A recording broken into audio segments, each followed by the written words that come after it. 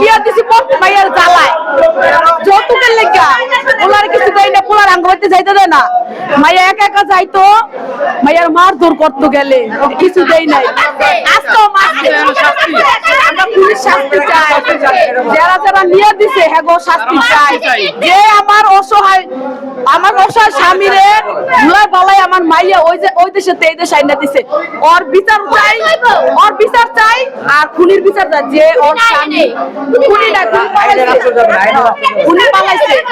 খুনি পালাইছে আর যে ভুলাই বলে আমার মাইয়া এনেছে ওর বিচার চাই। কয় মানুষের জীবনে বিয়া করে নয় মা, মা দুগা ভাত ঠিক মতন খাইতে দেয় না, বেশি দুগা ভাত খাইলে সারাদিন কিছু খাও না, সারাদিন বান্দির মতো খাটাইতো।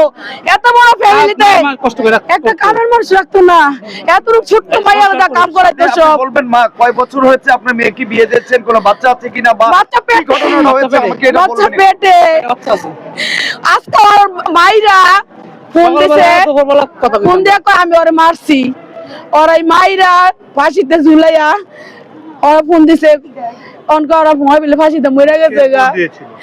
জামাইরা দেখি না, মায়ের লাগে আমরা কথা বলছি সকালবেলা দুপুরের জন্য রান্না বাড়া করতে, ঠিক আছে? রান্না বাড়া করতেছে, মা কেমন আছে, ভালো আছি, না খাইছো? ঠিক আছে খাইছি, সুন্দর হাসি মুখে কথা কইছি, ভালো কথা। তারপরে আমি আবার দোকানদারি করতেছি, নামাজে গেছি, নামাজ পড়ার বলে ওরা আমাকে ফোন দিছে যে শাইলায় এই অবস্থা, আমি ওরা মারছি পরেই গেট লাগায় বইয়া রয়েছে। ওই গেট ওপরে কিছু না, এক বন্ধু তার কিছু শব্দ নাই গা। অনেক পরে নামাজ পড়ে আমি খাওয়া দাওয়া করে আইছি, 2টা-3টার সময় বাজে, 3টার মতো হইব। ওই টাইমে আমার বিয়ে ফোন দিছে, ভাই তাড়াতাড়ি আহেন মেডিকেলে, শাইলা ফাঁস দিছে। কি কারণে ফাঁস দিছে, কেন ফাঁস দিছে অনেক আমরা তো দেখি নাই, অনেক যা বল তাই তো আমরা দেখছি।